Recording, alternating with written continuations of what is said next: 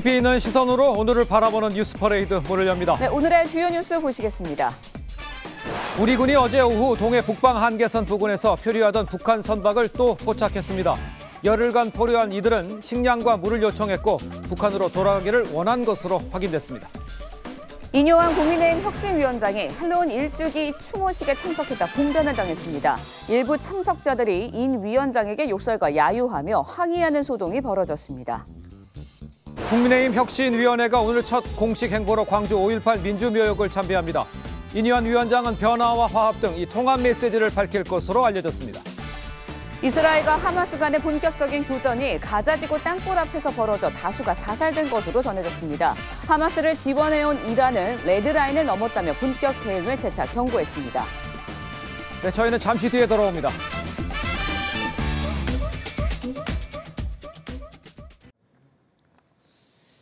시청자 여러분 안녕하십니까? 월요일 뉴스 퍼레이드 시작합니다. 우리 군이 어제 오후 동해 북방 한계선 인근에서 표류하던 이 북한 선박을 포착했습니다. 배에 타고 있던 북한 주민들 열흘간 표류했다면서 먹을 것을 요청한 것으로 알려졌습니다. 귀순 의사는 없는 것으로 확인됐습니다. 첫 소식 장혁수 기자입니다. 어제 오후 2시 16분쯤 우리 군의 해상 초계기가 동해 북방 한계선 NLL 이북 3km 해상에서 표류 중이던 선박을 포착했습니다. 경비함을 급파해 북한 선박임을 확인한 군은 구조 요청 신호를 포착하고 배에 접근했습니다. 합동참모본부는 선박에 탑승하고 있던 북한 선원들이 10일간 표류 중인 상태라며 식량과 식수를 지원해달라는 요청을 했다고 밝혔습니다. 합참은 이 과정에서 구조 요청 의사를 확인하고 생수와 컵밥 등을 건네기 위해 NLL을 일시적으로 넘어야 했다고 덧붙였습니다. 군은 NLL을 넘기 전 북측이 조난된 북한 선박을 구조할 수 있도록 유엔 군사령부와 국제상선통신망 등을 통해 상황을 알렸지만 북한 측은 답을 하지 않은 것으로 파악됐습니다. 지난 24일에도 북한 일가족 4명이 탑승한 목선이 NLL을 넘어 속초 쪽으로 이동해 귀순한 바 있습니다. 닷새 만에 NLL 인근에서 북한 선박이 또 발견된 건데 이번에 구조를 요청한 북한 선원들은 귀순 의사를 밝히지 않아 현재 NLL 북쪽에 그대로 머물고 있는 것으로 확인됩니다. TV조선 장혁수입니다. 네, 어젯밤 7시 12분쯤 포항에서 서울로 가던 KTX 열차가 멧돼지와 부딪혀서 비상 정지하는 일이 벌어졌습니다. 이 사고로 열차가 1시간 넘게 멈춰서면서 승객 245명은 대체 편성된 KTX 열차로 갈아타야 했습니다. 코레일에 따르면 인명피해는 없는 것으로 파악됐습니다. 포스코 노조가 55년 만에 첫 파업 가능성에 놓였습니다. 앞서 노조가 진행한 파업 찬반 투표에서 파업 찬성률은 77%가 넘었습니다. 오늘로 예정된 중앙노동위원회의 단체 교섭 조정 절차에 노사가 합의점을 찾지 못할 경우 노조는 파업에 돌입할 것으로 보입니다. 네, 이스라엘이 전쟁 2단계, 이 사실상 지상전에 돌입했습니다. 가자지구 땅굴 앞에서 본격 교전이 이루어졌고 이스라엘은 주민들에게 이동하라는 최후 통첩을 했습니다. 이유진 기자입니다. 해가 저문 뒤에도 가자지구를 향한 폭격이 계속됩니다. 하늘에서 공습이 이어지는 사이 땅과 바다를 통해 이스라엘군이 진격합니다. 가자지구 터널 입구에선 다수의 하마스 무장대원들과 이스라엘군이 맞닥뜨렸고 총격전도 벌어졌습니다. הפעילות הקרקעית בשטח רצועת עזה נמשכת ומתעצמת. כוחות יבשה, אוויר וים פעלו היום בעזה וחיסלו מחבלים רבים. 네타냐후 총리의 전쟁 2단계 선포와 함께 사실상 지상 작전에 돌입한 이스라엘은 가자 북부 일부를 장악한 것으로 알려졌습니다. 이스라엘은 가자 주민들을 향해 대피 최후 통첩을 했습니다. 하지만 병원처럼 대피령을 따르기 어려운 곳들은 무방비 상태로 폭격에 노출돼 있습니다. We don't have the means to evacuate Al-Quds hospital. We have over 400 patients who are inside the hospital. Many of them are in the intensive care unit. 미국과 이집트 등이 확전 방지를 당부하고 있지만 이란을 비롯한 아랍 국가들은 참전 가능성까지 시사한 상황입니다. 구테우스 유엔 사무총장은 전 세계가 인도주의적 재앙을 목격하고 있다고 우려했습니다. TV조선 이유진입니다. 국민의힘 혁신위원회가 오늘 첫 공식 행보로 광주 5.18 민주묘역을 참배합니다.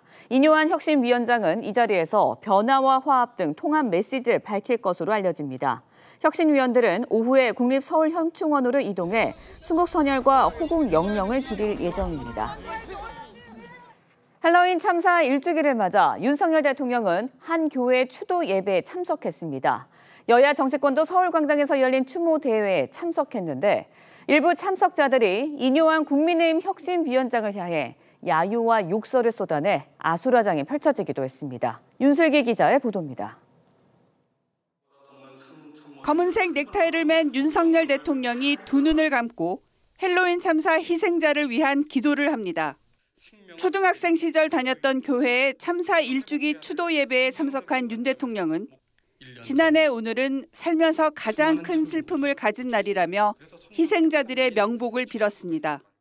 반드시 안전한 대한민국을 만들어 그분들의 희생을 헛되게 만들지 않겠다는 다짐입니다. 김기현 대표 등 국민의힘 지도부와 추경호 경제부총리, 이상민 행안부 장관도 예배에 함께했습니다.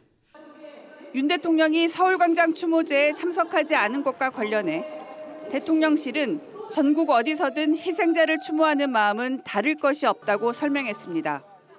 서울광장 추모 대회에는 민주당 지도부가 대거 참석했고 국민의힘에서는 유이동 정책위의장과 이만희 사무총장 그리고 인요한 혁신위원장 등이 개인 자격으로 참석했습니다. 책임 있는 정부 당국자들은 오늘 이 자리조차 끝끝내 외면했습니다. 비교적 차분했던 분위기는 2부 행사가 시작되고 인 위원장이 차량에 탑승하려 하자 달라졌습니다. 일부 참석자들이 인 위원장을 향해 야유와 욕설을 퍼붓기 시작한 겁니다. 소라는 인 위원장이 차에 탈 때까지 약 5분 동안 이어졌습니다. 인 위원장은 이후 국민의힘이 다소 소홀했던 측면을 반성한다는 취지의 입장을 낸 것으로 전해집니다. TV조선 윤슬기입니다. 인요한 혁신위원장이 내건 영남권 의원 서울 출마론이 국민의힘 내부를 강타하고 있습니다. 국민의힘 전체의 절반인 영남권 의원들이 집단 반발에 나설 가능성도 제기되고 있습니다. 고희동 기자의 보도입니다. 취임 일성으로 현역 의원 기득권 포기를 언급했던 국민의힘 인요한 혁신위원장이 영남권 서울 출마라는 방안까지 거론하자 영남권 의원들이 술렁이기 시작했습니다. 경북 경남의 스타들이 좀 서울에 올라와서 안 하면 안 할 수 없게 제가 분위기를 이끌어 나가는 게 제 업무입니다. 국민의힘 전체 의원 111명 중 절반에 달하는 56명이 영남권을 지역 기반으로 하고 있습니다. PK 지역의 한 중진 의원은 영남권 중진들이 수도권에서 경쟁력이 있을지 의문이라고 지적했고 TK 지역 한 의원은 스타를 서울로 내보내면 그 자리에 누군가 낙하산으로 내려올 것이라고 우려했습니다. 일부 의원들은 인 위원장의 방식이 다소 거칠다는 반응도 보였지만 아직까지 공개적인 반발로 이어지진 않는 모습입니다. 반면 수도권 험지 출마를 선언한 하태경 의원은 환영의 메시지를 냈습니다. 아예 당원 당규에 3선 이상 되면 올라와. 그 정도 실력이 되는 의원들로 다 만들어야 된다는 거죠. 당내에선 영남정당 이미지 탈피를 위해선 불가피한 것 아니냐는 목소리가 적지 않습니다.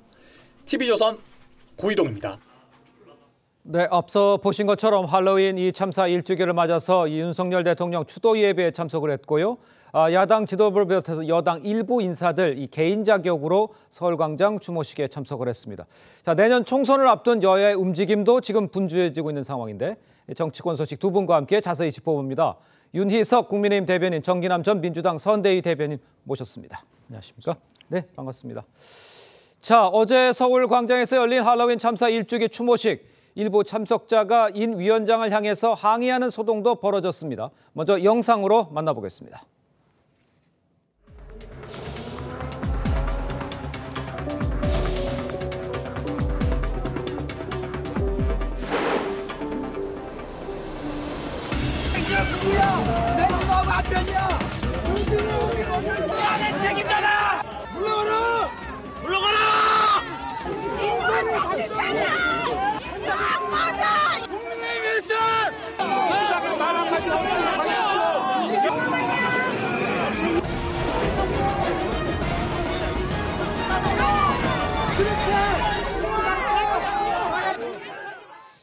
자, 글쎄요. 이제 일부 추모식 참석자들이 퇴장하는 이 인 위원장을 쫓아가서 욕설을 퍼붓는 모습이었습니다. 먼저 대변인께서 어떻게 보셨습니까? 장면을.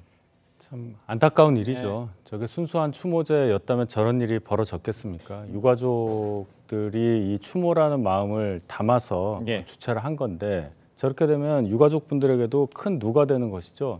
이뇨한 위원장이 진정성을 가지고 참석을 했는데 저런 반응으로 이 추모식 전체가 어떤 정치 집회인 것처럼 보여지는 이 상황에 대해서 저렇게 발언하고 저런 식의 정치적인 발언을 공개적으로 하는 저렇게 항의하는 저 분들은 저게 왜 나왔는가, 정말 추모를 위해서 나왔는가 다시 한번 생각해 봐야 하고 야당에서 애초에 공동 주최했었던 그 이유가 바로 저런 거 아니었는가 하는 생각까지 들어요. 그걸 철회하긴 했지만은 저런 우려 때문에 국민들께서도 이 추모식이 어떻게 진행되는 것에 대해서 굉장히 우려 섞인 시선으로 봤다는 것, 그 점을 기억하시길 바랍니다. 알겠습니다. 일단 인 위원장은요, 여당 지도부가 아닌 이제 개인 자격으로 추모식에 참석을 했습니다. 희생자 추모를 위한 행사. 글쎄 정기남 전 대변인께서는 어떻게 보셨는지 좀 궁금합니다. 글쎄요, 뭐 욕설 뭐 이런 것들은 바람스럽지 못한 모습인 건 분명해 보입니다. 그럼에도 불구하고 1년 전 참사에도 불구하고 그 어떤 것도 밝혀진 것이 없는 오늘의 상황에 대한 저는 정부 여당에 대한 외침이라고 보여집니다. 그런 것들이 표현이 어떻게 거친 부분이 있었지만 그런 부분들이 좀 다소 정제된 표현은 됐더라면 하는 아쉬움이 있음에도 불구하고 자, 대통령도 장관도 여당 대표도 책임자는 없었습니다. 추모 현장에요. 그런 현실에 대한 정부 여당 관계자들이 좀 다시 한번 되새기게 되는 그런 계기가 되었으면 하는 바람입니다. 알겠습니다. 일단 인 위원장은요, 추모식 참석 후에 이 정부 여당의 책무가 다소 소홀한 것을 반성을 하면서 이 국민 통합을 위하는 의미에서 참여했다, 이렇게 입장은 밝혔습니다. 여당은 이 추모와 함께 이제 실질적인 대책 마련, 글쎄 추모가 중요하기도 하지만 그거보다는 좀 대책 마련 이런 게 더 중요하다. 여기에 방점을 찍으신 것 같긴 해요. 그렇죠. 1년이 지났습니다. 물론 1년 됐기 때문에 분위기가 굉장히 가라앉았다는 것을 감안을 할 수 있겠지만은 이 사고가 없었어요. 이번 할로윈 때는. 그리고 질서 유지가 굉장히 잘 됐다는 평이 있는데 왜 진작 그러지 못했느냐 하는 지적에 당연히 공감을 하고 또 그동안 어떤 책임 소재라든지 또 진상규명 단계에서 국민들께서 흡족해 하실 만한 그러한 대안을 제시하지 못했고 그러한 그러한 상황이 되도록 하지 못했다는 그런 비판에 대해서 저희가 수용하는 거 아니겠습니까? 그런 차원의 추모식이 있었어야 하는데 어쨌든 어제 저런 불행한 일이 있어서 굉장히 유감스럽게 생각합니다. 알겠습니다. 자, 근데 이제 어제요, 서울 광장에서는 윤석열 탄핵, 이 검찰 독재, 이 대형 깃발들이 등장을 했습니다. 야당 대표들의 추모사 때 탄핵하자 이런 연호까지 나왔습니다. 글쎄요, 참사 추모를 위한 자리, 물론 걱정도 했었습니다만 이렇게 정치적 구호가 나왔다는 부분에 대해서는 어떻게 생각하십니까? 글쎄요, 정치적 구호를 좀 삼켜버릴 만큼 저는 대통령께서 직접 참석했더라면 이런 구호들이 과연 나왔을까라는 생각을 해보게 됩니다.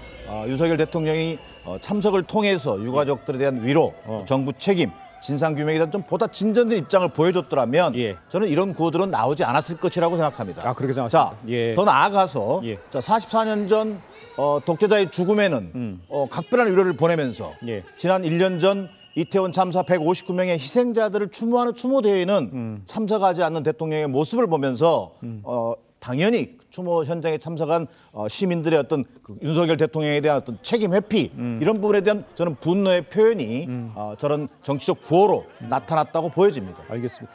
반대로 이제 정부의 입장에서는 정치적 구호를 걱정해서 추모 예배를 따로 갔다는 얘기를 하잖아요. 대통령은 어느 정파의 수장이 될 수 없습니다.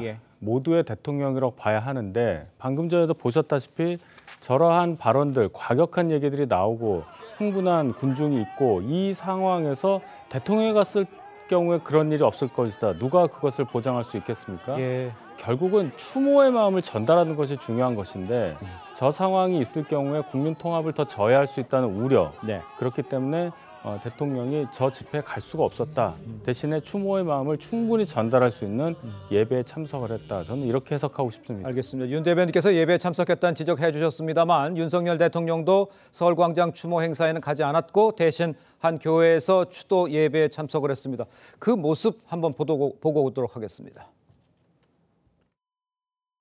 우리의 사고로 떠나신 분들을 이분들이 사랑했던 대한민국 국민의 한 사람으로서 반드시 안전한 대한민국을 만들어 그분들의 희생을 헛되게 만들지 않겠다는 다짐입니다.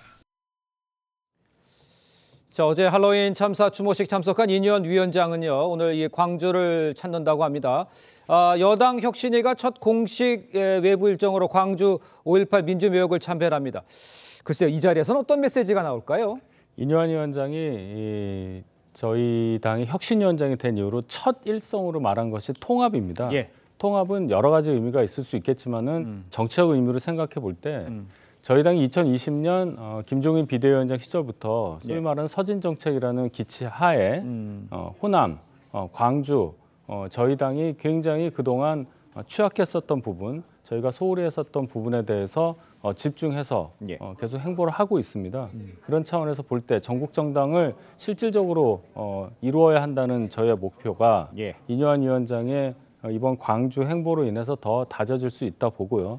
가셔서는 역시 5.18에 대한 저희의 진정한 마음을 호남 분들께 전달하는 그런 메시지가 나올 것으로 이해합니다. 알겠습니다. 일단 그 순천 출신인 인유한 위원장 향후 행보에 따라서 호남 민심이 어떻게 바뀔지 이런 또 분석하는 분들도 많잖아요. 야당 입장에서는 첫 방문이 호남 5.18 민주묘역이다. 어떻게 평가를 하십니까? 뭐 인유한 위원장이 국립 5.18 민주묘지를 첫 방문하는 것 의미 있다고 생각합니다. 김종인 비대위원장이 과거에 방문해서 무릎을 꿇었듯이 나름대로 진정성을 보여주는 이후의 행보가 더 중요하다고 보여집니다. 그럼에도 불구하고 인유한 위원장과 더불어서 혁신위원 면면을 보면 아직은 정부와 여당을 향해서 뭔가 좀 쓴소리도 하고 제대로 된 혁신할 것 같은 느낌은 없어 보입니다. 대통령이 거침없이 얘기하겠다고 하지만 말 큰 소리 치는 것이 중요한 것이 아니라 진짜 할 말을 하고 혁신을 실천으로 보여주는 모습을 보일 때만이 호남 민심도 조금은 움직일 수 있을 걸로 보여집니다. 알겠습니다. 과연 정부에 대해서 또 용산 대통령실에 대해서 쓴소리 할 수 있을까? 요거를 좀 지적해 주신 것 같아요. 일단요, 호남 민심의 포용을 비롯해서 당내 비주류를 과연 끌어안을 수 있는지, 또 영남권 의원들, 서울 출마론들 인 위원장표 쇄신 안에 줄줄이 나서고 있는 모양새인데 인 위원장 이야기를 한번 직접 들어보죠. 우리가 좀 파격적인 것부터 하자. 그래서 5명을 징계위에 올라간 사람 사면 그걸 일항권으로 건의하자. 우리가 그거를 처리할 권한은 없어요. 네, 그렇죠. 그러나 올려서 일단 내분을 없애고 일단 우리가 통합하자. 경북 경남의 스타들이 좀 서울에 올라와서 안 하면 안 할 수 없게 제가 분위기를 이끌어 나가기 제 업무입니다.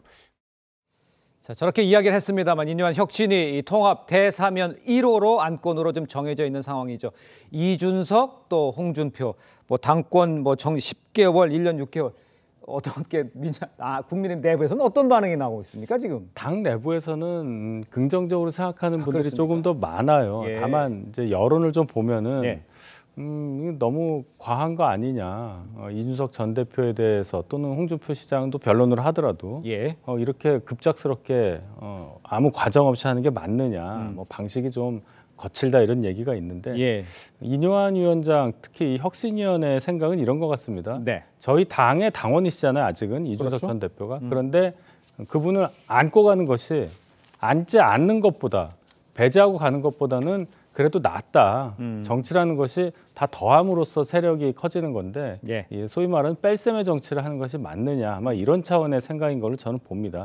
최고위원회에서 일단은 긍정적인 어떤 반응을 보였다는 보도가 있으니까 추후에 곧 그 사안에 대해서는 결정이 될 것이라고 봅니다. 대변인, 그 민주당 내 반응을 좀 전해주셨는데 이준석 대표나 홍준표 시장 같은 경우에는 사면이라는 단어 자체에도 좀 안 좋은 생각을 갖고 있는 것 같아요. 어떻게 해결을 해야 된다고 보십니까? 그러니까 이제 당사자들 입장에서는 징계 자체에 대한 정당성에 대해서 인정을 안 하기 때문에 그 뒤에 나오는 사면이라는 단어도 어떻게 보면 개인적으로 모욕처럼 받아들일 수도 있겠죠. 그러니까 중요한 것은 당에서 어쨌든 이분들에 대해서 전향적인 태도로 보인다는 그 의미, 그것이 국민들께 어떻게 받아들여질 수 있겠느냐, 그것 아니겠습니까? 그래서 그 두 분께서도 아마 생각이 좀 복잡하실 텐데 특히 이준석 대표의 향후 행보, 예를 들어서 뭐 탈당을 한다든지 이런 예상을 많이 하잖아요.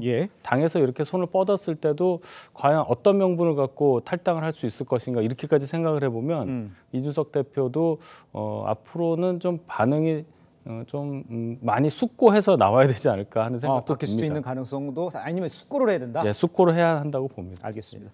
우리 정진환 전 대변인께서 보시기에는 뭐 국힘의 이야기긴 합니다만 1호 안건이 사실 조금 삐걱거린다 이런 지적을 받을 수 있잖아요. 어떻게 보셨습니까? 밖에서 저는 뭐 삐걱거린다 또는 첫 단추부터 잘못 꿰고 있다. 뭐 이렇게 보여집니다. 그런 겁니까? 뭐 지금 현재 거론되고 있는 대사면 당장 당사자들부터 지금 반발하고 있지 않습니까? 혁신이 1호 안건의 방향이 뭔가 좀 대통령의 이해에 부합하는 그런 이슈를 들고 나온 것 아닌가 뭐 이런 생각이 들었고요. 지금 혁신의 본질적인 목표는 무엇입니까? 결국은 최우선 과제는 국힘 내부보다도 결국 대통령과 당의 수직적 관계 이런 부분을 재정립하는 것이 큰 과제입니다. 그리고 더 나아가서 이념 대신 민생, 또 극우 대신 중도, 그리고 또 용산과 거리 두기 이런 것들을 과연 혁신위가 얼마나 실천해낼 수 있을 것이냐 이것이 바로 혁신에 대한 국민적 저는 관심사라고 보여집니다. 알겠습니다. 윤 대변인께서요, 이준석 대표가 이번엔 좀 숙고해서 손 내빈 것에 대해서 좀 숙고해달라 이렇게 했으면 좋겠다 이렇게 좀 지적을 해주셨습니다만 여당에서는요, 이준석 전 대표나 홍준표 시장의 이런 반발, 탈당 후 신당 창당을 염두에 두고 있기 때문이 아니냐 이런 의심의 목소리 나오고 있는 상황이잖아요. 현실적으로 정치적으로 봤을 때는 이 상황은 어떻게 이해를 하십니까? 제가 숙고를 해야 한다 이준석 대표가 이 얘기가 저희가 이렇게 손을 내밀었는데 예를 들어서 나가겠다는 명분을 어디서 찾겠냐는 거예요. 그러면 뭐 미리 하든지 뭐 이래야 되는데 일단 당에서는 포용을 하겠다는 얘기를 했기 때문에 그러면 이준석 대표 입장에서도 명분이 상당히 약해질 수 있고 또 다른 명분을 찾아야만 하는 것이죠. 또 그 동력이 어떻게 되겠느냐 하는 것도 생각할 수 있는 것이기 때문에 그 얘기는 결국 당에서 굉장히 큰 결정을 하게 된다는 거예요. 이 포용한다는 뜻이. 그런데 이준석 대표가 첫 반응이 굉장히 날선 반응이 나왔다. 그렇다면은 정말로 당을 위해서 있는 거냐 아니면 시기만 보고 있는 거냐 이런 또 의문이 가능한 거거든요. 그래서 이준석 대표가 지금 이 시기점부터는 조금 더 숙고를 해서 다른 반응이 나오지 않을까 이런 생각이 듭니다. 알겠습니다. 이준석 대표는 그러고 홍준표 시장 같은 경우에는 김기현 대표에 대해서 글쎄요, 앙금이면 앙금 아니면 계속 맞서고 있는 상황이잖아요. 어떻게 밖에서 볼 때는 어떤 식으로 귀결이 될까요? 글쎄요, 이제 그 홍준표 시장 같은 경우는 이런 생각을 하고 있을 걸로 보여집니다. 지금의 정부 여당의 어떤 역할, 이걸 초래한 게 누구냐? 당과 어떤 대통령실 간의 관계, 그 가장 1차적 책임이 김기현 대표에게 있다. 그렇다면 최소한 혁신위원장이 혁신위원회에서 김기현 대표 사퇴를 건의한다든지 하는 좀 본질적인 얘기를 해야 되는 거 아니냐? 그런데 느닷없이 무슨 사면 얘기를 하고 있으니까 결국은 당내 반응이 지금 싸늘하게 나오는 것이고요. 특히 이 이뇨한 위원장께서 그동안 뭐 낙동강 뭐 하류 세력은 뒷전에 있어야 한다 뭐 이런 얘기 해놓고 당내 반발 나오면 또 농담도 못하냐 또 영남 스타 의원들 뭐 수도권 진출한다 이런 얘기 해놓고 겨우 특정한 사람 얘기한 적 없다 이런 식의 모습을 보이는 모습에서 뭔가 혁신의 동력을 말로 끌고 가기는 좀 어렵다. 본질에 집착하는 것이 그나마 당내 세력을 통합하는데도 그런 중요한 역할이 될 거라고 보여집니다. 알겠습니다. 지금 이제 영남 의원들의 이제 서울 출마 이야기를 좀 수도권 출마 이야기를 해줬습니다. 인 위원장이요, 뭐 거명을 하긴 했어요. 김기현 대표 또 주호영 의원 이렇게 거론을 하긴 했습니다만 그 말고도 좀 다선 의원들이 있잖아요. 어떻게 지금 보고 있는 겁니까? 출마한다고 당선될 것도 아니냐는데 어떻게 보십니까? 뭐 그런 사례가 있죠. 2012년 총선 같은 경우에 정세균 전 총리가 서울로 와서 재선을 해요. 종로에 출마해서 2번이나 당선되지 않았습니까? 호남에서 출마했다가 이제 그런 상황도 있기 때문에 이뇨한 위원장의 말이 진짜 전원이 다 서울로 와서 하라 뭐 그런 뜻으로까지는 보지 않아요. 결국은 당을 위한 헌신의 한 방법이 자신의 지역구를 떠나서 서울의 어떤 뭐 험지 저희가 당선되기 어려운 곳에 가서 출마함으로써 당세를 넓히는 것으로 되는 것이 바람직하지 않겠느냐라는 의견 표시로 저는 생각을 하고 그런 차원에서 보면은 이런 움직임이 당내에서 물론 영남권 의원들께서는 당연히 반발하겠지만 또 괜찮은 반응도 있다. 그래서 이것은 당내에서 의원들 포함해서 중지를 모아서 결정할 일이다. 그러나 혁신위에서 일단 저렇게 제시를 했기 때문에 어떤 방향은 잡혀 있는 거 아닌가 이런 생각은 듭니다. 방향이 잡혀 있다면 영남권 중진 의원들의 좀 자발적으로 나서는 그런 모양새를 기대한다 이런 뜻입니까? 그렇습니다. 이것이 강제적으로 될 경우는 의미가 없어요. 저희가 한번 해봤지 않습니까? 지난 총선에서 수명의 현역 의원들이 수도권에 출마해서 결국 고배를 받고 말았는데 결과적으로는 자발적이라는 자발성이 조금이라도 남아있는 상태에서 저는 결단이 이루어져야 한다는 것에는 변함이 없습니다. 알겠습니다. 그런데 이 국민의힘 전체 의원 111명 중에 56명이 영남권 의원입니다. 그러니까 본격적으로 문제가 혁신위에서 다뤄지면 집단 반발 가능성도 있다. 이렇게 밖에서는 보시죠? 뭐 그렇습니다. 지금 당장은 뭐 공개적인 반발까지는 이어지고 있지 않습니다만 이런 논의가 좀 본격화되면 과연 도대체 누가 수도권에 출마해야 되느냐부터 시작해서 딱 그러면 그 빈 자리에는 말 그대로 낙하산 공천을 위한 터잡기 한 거 아니냐 이런 비판이 제기되면서 당내 반발이 거세질 가능성은 배제할 수 없는 상황으로 보여집니다. 알겠습니다. 일단 인요한 위원장의 첫 번째 일정이 이제 시작이 됐으니까요. 하나하나 좀 저희가 꼼꼼히 지켜보도록 하고요. 다음으로 야당 소식도 짚어보겠습니다. 민주당도요. 인선 문제를 놓고 지금 내홍이 이어지고 있습니다. 지명직 최고위원회 친명계인 이 박정현 전 대덕구청장을 임명했습니다. 이재명 대표 이야기를 먼저 듣고 오겠습니다.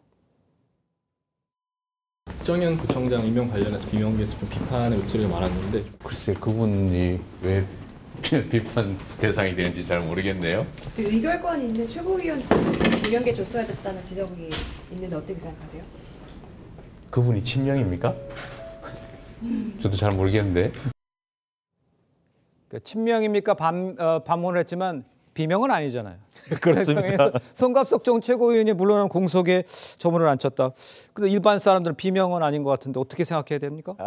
일단 박정현 전 대덕구청장이죠. 대표적인 원외 친명계 인사로 분류되고 있죠. 그렇죠. 그런데 당대표가 저렇게 약간 뭉치듯이 얘기하는 것이 당내 어떤 반응을 가져올지는 잘 모르겠습니다만 더 중요한 것은 송갑석 의원의 어떤 그 사태로 인한 지명직 최고위원 자리입니다. 그리고 또 의결권을 갖는 최고 지도부에 들어가는 겁니다. 그렇죠. 그렇다면 좀 어렵더라도 호남 출신이라든지 또는 충청권에서도 당장 내년 총선에 출마할 의지가 없는 어떤 상징적인 인사를 말 그대로 모셔서 지도부에 만약에 한 자리를 맡겼더라면 하는 그런 아쉬움이 있습니다.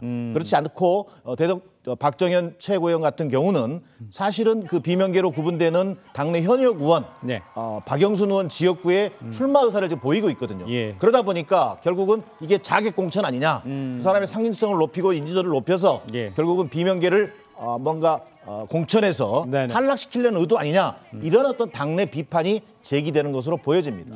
당내에서 비판이 제기되고 밖에서도 보기에도 글쎄요 곳곳에 포인트에 비명계가 있었던 자리에 이제 이른바 자객 공천이 있다. 이거는 보이는 상황 아닙니까? 보이죠.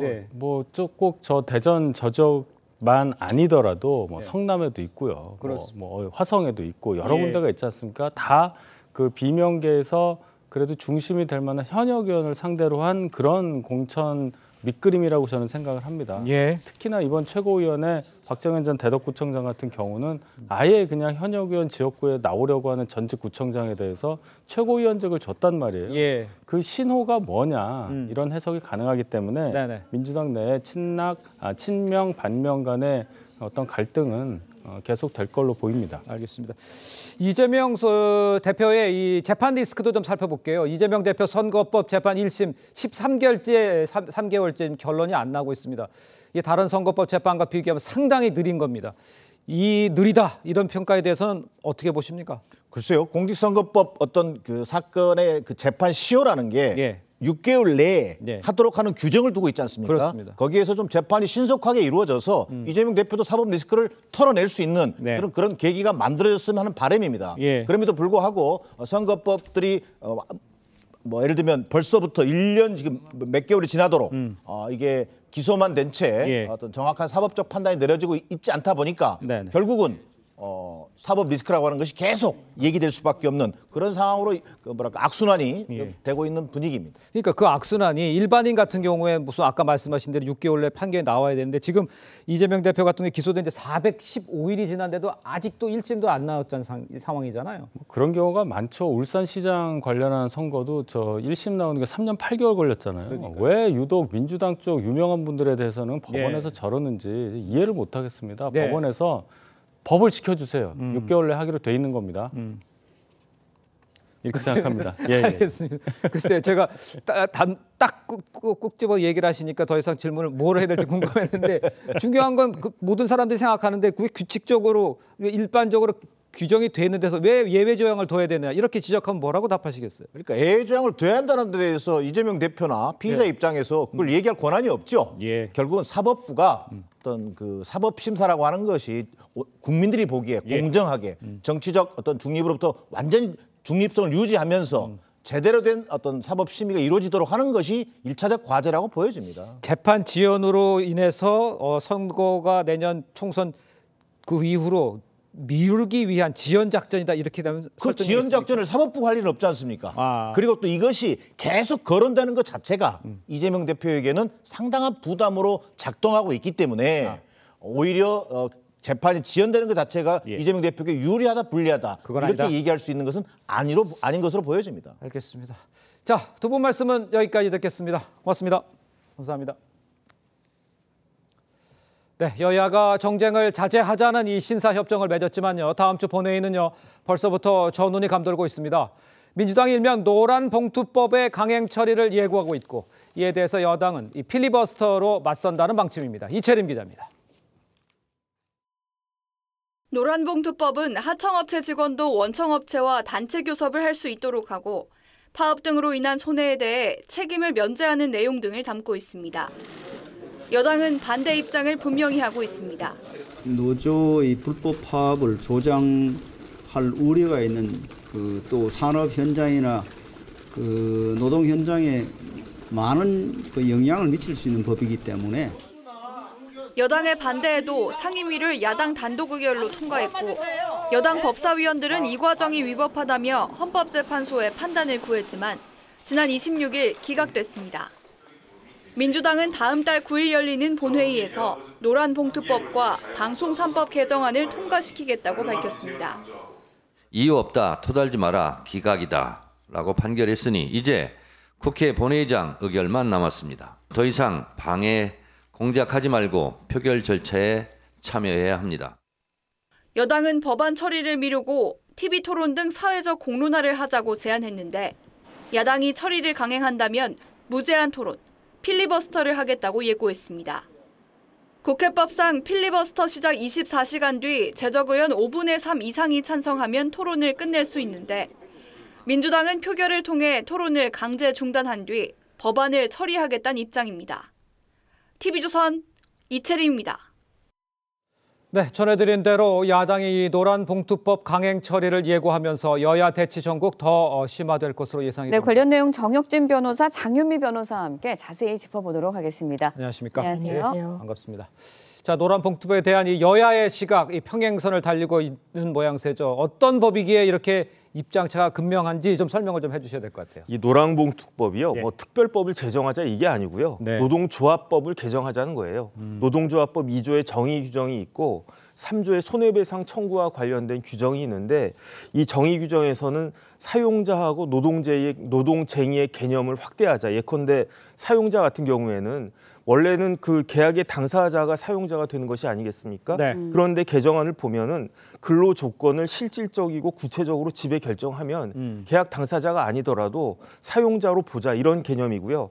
그다음에 손해배상 청구가 이제 핵심인데 손해배상 청구의 요건을 굉장히 어렵게 만들어 놓은 겁니다. 그러니까 제가 그 개정안을 봤더니 법원은 손해배상 배상 의무자별로 귀책 사유와 기여도에 따라서 개별적으로 책임 범위를 결정 결정해야 된다. 그다음에 신원 보증을 해도 신원 보증인이 배상 책임이 없다. 이렇게 되어 있는데 원래 이제 손해배상 책임이라고 하는 거는 손해도 그 가해자, 그 피해자가 입증을 해야 되는 거고 위법행위, 인과관계도 입증을 해야 되는데 여기서 중요한 거는 손해배상액도 입증을 해야 되는 거거든요. 그런데 민법의 일반 원칙은 이 손해배상액이 내가 받은 손해배상액이 뭐 10억이면 10억, 뭐 5억이면 5억 이렇게 입증이 딱 되면 불법 행위자들이 연대해서 책임을 지는 것이 그게 민법의 일반 원칙인데 이 개정안을 보면은 ABC라고 한 사람이 불법 행위를 했을 때 A는 2억 원어치, B는 뭐 1억 원어치, 나머지 C는 2억 원어치 이렇게 나누어서 청구를 해야 된다라고 하니까 실질적으로는 거의 손해배상 청구가 불가능한 것이 아닌가 저는 실무적으로 그렇게 판단이 되고요. 노동조합법 4조에 보면 어떻게 규정이 되어 있냐면 어떤 경우에도 폭력이나 파괴 행위는 정당한 행위가 될 수 없다 이렇게 규정을 하고 있는데 이 규정이 만약에 이런 식으로 손해배상 청구가 무의미하게 된다라고 하면 4조 자체가 큰 의미가 없어지는 것이 아닌가 그런 우려를 이제 많은 사람들이 하고 있는 겁니다. 네, 손해배상 청구를 어렵게 만들었다라고 이야기를 해주셨는데 여당에서는 그렇다 보니까 노란봉투법이 노조의 불법 파업을 조장할 것이다 이렇게 반대하고 있거든요. 지금 손해배상이 어려울 것이다라고 전망해 주셨는데요. 최근에 현대차 사건에서 대법원이 판시한 내용이 있습니다. 개별적으로 근로자들의 불법 행위를 정확하게 진단을 해서 손해배상 청구를 하라는 취지입니다. 이미 대법원이 그런 취지의 판시를 하고 있는데 왜 그러냐면요. 대우해양조선 같은 경우에는 무려 근로자들에게 470억 원의 손해배상을 청구했습니다. 현대차 사건, 쌍용차 사건 많은 근로자들이요 스스로 목숨을 끊었습니다. 그 손해배상을 감당할 수 없어서 그렇습니다. 해외에서 영국 같은 경우에는 노조에는 손해배상 책임을 물릴 수 있지만 노조원 그러니까 개별 근로자에게는 손해배상 책임을 물리지 않는 입법례를 하고 있습니다. 우리는 불법행위, 어떤 파괴행위, 폭력행위를 용인하자는 법이 아닙니다. 불법행위라고 지금 규정되어 있는 노동조합법의 내용을 보면 쟁의행위의 주체는 노조, 노동조합만 가능하도록 되어 있습니다. 원청이든 하청이든 근로자들이 본인의 근로 지위 향상을 위해서 이야기할 수 있는 창구 자체가 없습니다. 하게 되면 불법 파업이라고 규정할 수밖에 없는 법을 갖고 있기 때문에 그렇다면 그 범위를 좀 열어주자. 그리고 ILO 같은 여러 국제기구에서도 이런 거액의 손해배상 우려된다라고 이야기하고 있는 그런 세계적인 추세에 맞추는 법안이라고 하겠습니다. 알겠습니다. 일단 장유미 변호사 이야기는 야당은 거액의 손해배상으로부터 노동자를 보호하는 법이라고 강조하고 있다. 이런 말씀을 해주신 것 같아요. 이런 효과는 있는 거라고 보면 됩니까? 당연하죠. 노동자들이 보호되는 것을 넘어서 가지고 심지어 노동자들이 불법 범죄 행위를 하더라도 손해배상 청구가 거의 되지 않는다는 그런 이야기가 되니까 이게 과한 것이 아니냐. 지금까지 우리나라 노동조합법처럼 사실 발전된 법이 어디 있겠습니까? 우리나라 노동자만큼 많이 보호가 되는 경우도 사실 세계적으로 보면 드물다라고 한 것인데 그걸 넘어서는 것이 아닌가 그런 우려를 하고 있는 거고요. 그다음에 노동자의 권익은 어디에서 제일 많이 나타납니까? 회사가 잘 돼야 노동자가 잘 되는 거 아니겠습니까? 회사가 망해버리면은 노동자가 뭐 쟁의할 대상도 없는 거고요. 뭐 더 이상 뭐 할 것도 없는 거 아니겠습니까? 그런데 이런 식으로 자꾸 회사를 어렵게 하는 것이 그 사업이 어렵게 만들어지는 것이 우리나라의 큰 전체적으로도 문제가 되는 것이 아닌가 이런 문제 의식이 있다라고 볼 수 있을 것 같습니다. 네, 여야의 입장차가 이제 노란봉투법을 둘러싸고 굉장히 극명하게 나뉘고 있거든요. 그렇다 보니까 절충점을 찾는 게 쉽지 않을 것 같아요. 절충점이 있을까요? 어려워 보이죠. 사실 이 입법 저지를 하기 위해서 권한쟁의 심판 헌법재판소까지 갔던 거 아닙니까? 심의 표결권을 제한받았다라고 했지만 이건 기각됐습니다. 통상적으로 헌법재판소는 국회의 어떤 권한을 존중하는 이 결론을 많이 내왔으니까요. 그렇다면 이를테면 해외에서는 어떻게 입법례를 차용하고 있는지를 살펴볼 필요는 있을 것 같습니다. 프랑스 같은 경우에는요. 일단 하청이 원청을 상대로 파견 근로자가 원청을 상대로 파업을 하는 것 그리고 근로조건 개선을 요구하는 걸 불법으로 규정하고 있지 않습니다. 영국 같은 경우에는요. 아까 말씀드린 대로 개별 근로자에게는 할 수 없지만 물론 불법 행위가 있으면 노동조합이 할 수 있습니다. 그런데 그 상한을 정하고 있습니다. 그 노동조합의 어떤 조합비 그리고 규모에 따라서 이른바 캡을 씌우고 있는데 우리나라 같은 경우는 그런 제한이 전혀 없는 상황이기 때문에 뭔가 보호장치가 필요하지 않느냐라는 부분에서는 어떤 절충안을 마련할 수 있다고 생각합니다. 알겠습니다. 일단 앞서서 헌법재판소 노란봉투법 국회 입법 절차에 위법성이 없다 이렇게 판단은 내려놨습니다. 그렇다면 글쎄요, 뭐 어떤 식으로 국회에 진행이 될 것으로 예상을 할 수가 있을까요? 일단 여당 의원들이 예. 권한쟁의를 신청한 거예요. 청구한 거예요. 네네. 어떤 권한이 침해가 됐는가. 체계 작구 심사권이 침해가 됐다라고 주장을 했는데 국회법 86조 3항에 보면 어떻게 되어 있냐면요. 예. 법사위에서 60일 이내에 심사가 되지 않으면 심사 대상 상임위원장은 본회의의 부의를 요구할 수 있도록 그렇게 규정을 하고 있어요. 예. 그런데 이 건 노란봉투법 같은 경우에는 법사위에 60일 이상 이렇게 계류가 되어 있었거든요. 그러니까 본회의 직회부와 관련된 요건이 충족이 된 거다. 그래서 여당이 아무리 그 입법 절차가 무시가 됐다라고 주장을 해도 헌법재판소는 그 국회법 86조 위반까지는 아니다. 그렇게 해서 권한쟁의를 기각하는 겁니다. 네, 짧게 여쭤볼게요. 노란봉투법이 이제 국회 본회의를 통과한다고 해도 대통령이 거부권을 행사하게 되면 법안이 폐기될 가능성도 있는 거 아닙니까? 그럴 수 있죠. 대통령이 또 이제 본인의 어떤 정치 입장과 다른 부분에 대해서는 거부권 행사를 했던 전례도 상당히 있으니까. 그런데 일단 정당성이 없을 거라는 판단에서 자유로울 수 없어 보일 수 있습니다. 지금 개별 근로자에게 정확하게 손해배상 책임을 분담해서 해야 된다라는 내용이 들어있는데 최근에 대법원 동일한 판시를 했거든요. 그렇다면 대법원에서도 어차피 이 법이 통과되지 않더라도 이런 판시를 견지할 텐데 굳이 거부권까지 행사할 어떤 정당한 근거는 없어 보입니다. 알겠습니다. 일단 민주당은 강행 처리를 이야기를 했고요. 여당은 필리버스터 하겠다 이런 이야기를 전했습니다. 자, 두 분 말씀 여기까지 듣겠습니다. 고맙습니다. 감사합니다. 네, 펜싱 국가대표 출신 남현희 씨의 이 결혼 상대였던 이 전모 씨 수사에 경찰이 속도를 내고 있습니다. 네, 전 씨가 남 씨에게 선물한 외제차와 명품들의 자금 출처에 수사력을 모으고 있습니다. 장동욱 기자의 보도입니다. 전 펜싱 국가대표 남현희 씨가 SNS에 올린 사진들입니다. 3억 원을 호가하는 고급 외제 차량 열쇠와 함께 고맙다며 재혼 상대라고 밝혔던 전모 씨의 애칭을 적었습니다. 하루 숙박에 1,200만 원을 넘는 유명 호텔 풀빌라에서 펜싱 용품을 펼쳐놓고 찍은 사진에서도 전 씨를 언급합니다. 재벌 3세라고 주장한 전 씨는 월세 2천만 원이 넘는 초호화 아파트에 살면서 남 씨에겐 선물 공세를 퍼부었습니다. 경찰이 주목하는 건 이 돈의 출처입니다.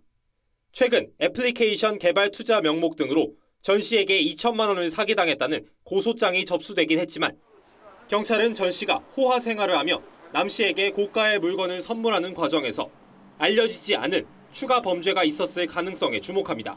총 3명이 들어왔고요. 그리고 그 피해 액수는 8억 원이 넘습니다. 공범으로 의심되는 이들을 모두 철저하게 수사해 주시길 바랍니다. 경찰은 전 씨를 출국 금지하고 자금 출처를 밝히기 위해 계좌 추적 영장을 신청하는 방안을 검토 중입니다. TV유선 장동우입니다. 네, 전해드린 대로 이 펜싱 국가대표 출신 남현희 씨의 이 결혼 상대였던 전모 씨의 사기 의혹에 대해서 경찰이 지금 수사에 착수를 했습니다. 네, 관련 내용 김창섭 기자와 자세한 이야기 나눠보도록 하겠습니다. 안녕하세요.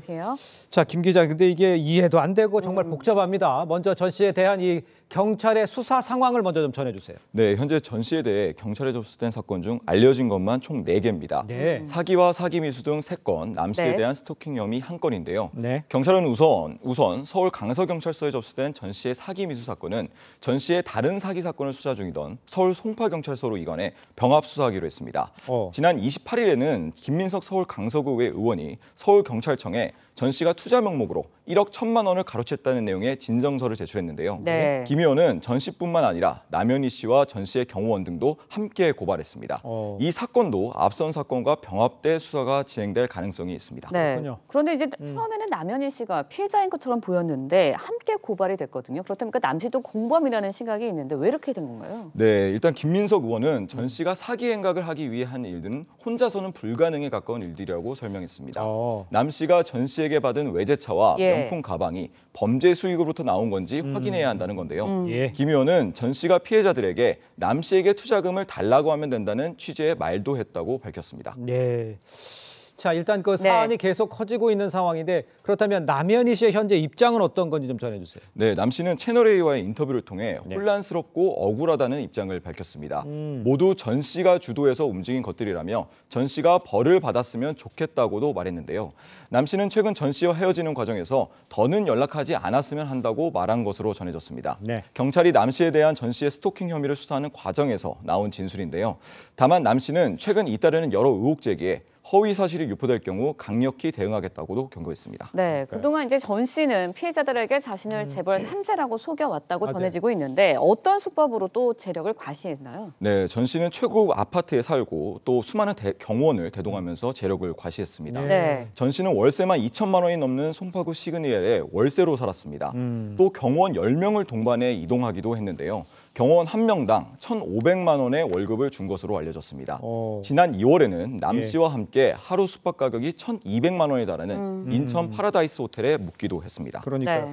그러니까 이제 세간의 가장 큰 의혹, 이 전 씨가 무슨 돈으로 초호화 주거 시설을 마련하고 또 남현희 씨에게 수억 대의 외제차와 명품 선물을 했느냐. 경찰이 이 자금 출처 조사한다는 거잖아요. 네, 그렇습니다. 지금 핵심은 전 씨가 어떻게 해서 이렇게 큰 돈을 마련했는지입니다.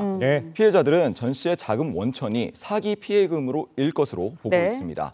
경찰도 사기 혐의 수사 과정에서 자금 원천 등 혐의 입증에 필요한 부분은 모두 들여다볼 계획입니다. 네, 사기 피해금이라고 말씀해 주셨던 네, 그렇다 보니까 이제 이미 접수된 고발 사건 외에 추가 피해자가 나타날 가능성도 있는 상황 아닙니까? 네, 맞습니다. 앞서 말씀드린 대로 현재까지 알려진 경찰에 접수된 사건만 3건입니다. 경찰은 전 씨가 호화 생활을 하고 남 씨에게 명품 물건도 선물해주는 과정에서 알려지지 않은 추가 범죄가 있을 가능성을 주목하고 있습니다. 경찰은 우선 전 씨를 출국 금지했고 자금 출처를 밝히기 위한 계좌 추적 영장 신청을 검토하고 있습니다. 그러니까요. 자, 그런데 이제 사건의 파장이 이제 워낙 크다 보니까요. 전 씨의 말투도 지금 화제가 되고 있다고 합니다. 광고계에서는 패러디하는 이런 기현상까지 벌어지고 있어요? 네, 그렇습니다. 전 씨는 사기 행각을 벌이면서 영어가 섞인 메시지를 보냈는데요.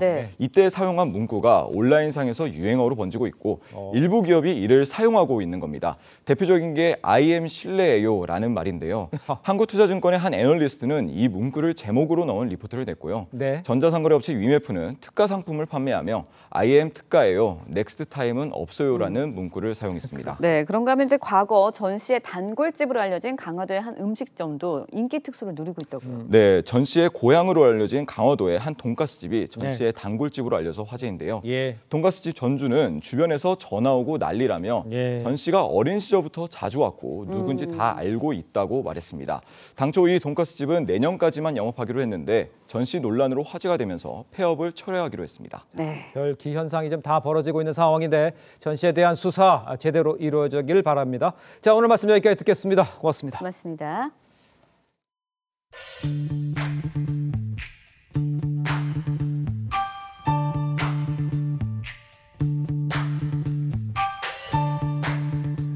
네, 렌즈에 담긴 그 순간 그 의미를 짚어보는 시간이죠. 사진기자가 선택한 아침의 한 장입니다. 오늘은 조선일보 사진부 오종산 기자와 함께합니다. 안녕하세요. 오늘 아침에 볼 사진 어떤 건가요? 네, 어제 열렸던 조선일보 춘천 마라톤 참가자들이 단풍이 곱게 물든 의암호 주변을 달리고 있는 장면입니다. 춘천 마라톤은 가을의 전설이라는 별명을 가지고 있습니다. 단풍으로 물든 코스가 아름답기 때문인데요. 멋진 가을 속으로 함께 떠나보시죠. 마라톤 행렬이 지나갈 무렵 의암호의 아침 안개가 걷히기 시작했습니다.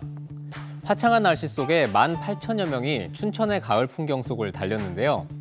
춘천 마라톤 코스를 달리면 왼편으로는 단풍을, 오른편으로는 의암호의 풍경을 만끽할 수 있습니다. 참가자들은 달리면서 멋진 풍경과 마주할 때마다 탄성과 함께 서로를 응원하는 함성을 외치기도 했습니다. 네, 가을 풍경 덕분인지 마라톤 현장이 한 폭의 그림 같은데요. 마라토너들의 감동적인 장면들도 많았다고요. 그렇습니다. 마라톤을 취재하다 보면 자신과 끊임없이 싸우는 마라토너들에게 감동받을 때가 많습니다. 마지막 힘까지 다 쏟아부은 참가자가 결승선을 통과하자마자 지쳐 쓰러졌습니다. 몸에 무리가 갈 텐데 이색 복장을 입거나 유모차를 밀고 풀코스를 완주하는 참가자도 있었습니다. 결승선에서는 많은 시민들이 도열하며 완주한 마라토너들에게 뜨거운 박수를 보내줬습니다. 배우 임시완과 이영표 선수는 10km 코스에 참가했고요. 가수 션과 안철수 의원은 42.19km 풀코스를 완주했습니다. 네, 멋진 가을과 사람들이 어우러진 모습이 10월의 어느 멋진 날 같아 보입니다. 지금까지 아침 한 장이었습니다. 오늘도 청명한 가을 날씨가 이어지겠습니다. 한낮 기온도 대부분 지역에서 20도 안팎으로 예년 기온보다 5도 정도 높아 온화하겠는데요. 다만 일교차가 10도에서 15도 안팎으로 크게 벌어집니다. 감기 걸리지 않도록 조심하시기 바랍니다. 오늘 전국이 가끔 구름이 많겠습니다. 또 오전까지 내륙 곳곳에 짙은 안개가 끼겠는데요. 출근길 서행으로 안전하게 운행하시기 바랍니다. 한낮에는 가을 햇살이 내리쬐면서 기온이 빠르게 오르겠습니다. 서울이 21도, 대구와 부산 22도로 어제와 비슷하겠습니다. 이번 주는 예년 이맘때보다 기온이 높아 온화한 가을 날씨가 이어지겠습니다. 수요일 모레 수도권과 영서 지방에 비가 내리겠습니다. 날씨였습니다. 네, 이상으로 월요일 아침 뉴스 퍼레이드 마칩니다. 네, 저희는 내일 아침 7시 30분에 다시 찾아뵙겠습니다. 시청해주신 여러분 고맙습니다.